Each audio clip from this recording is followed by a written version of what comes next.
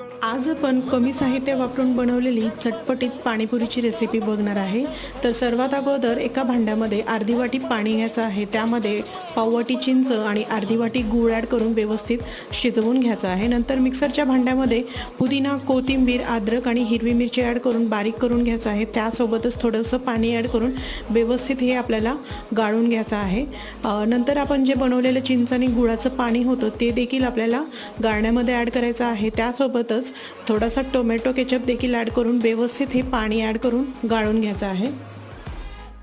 नंतर ह्यामध्ये 2 ग्लास थंड पाणी ॲड करायचं आहे आणि त्यासोबतच धनेपूड, जिरेपूड, गरम मसाला, चाट मसाला, चवीनुसार मीठ, अर्ध लिंबू आणि लाल मिरची पूड ॲड करायची आहे। व्यवस्थित मिक्स करून त्यामध्ये आपण बर्फ ॲड करणार आहोत आणि त्यासोबतच बुंदी ॲड करायची आहे। तर आपली चटपटीत पाणीपुरी बनवून तयार आहे। तर नक्की ह्या पद्धतीने ट्राय करून बघा आणि रेसिपी आवडलीच तर चॅनल नक्की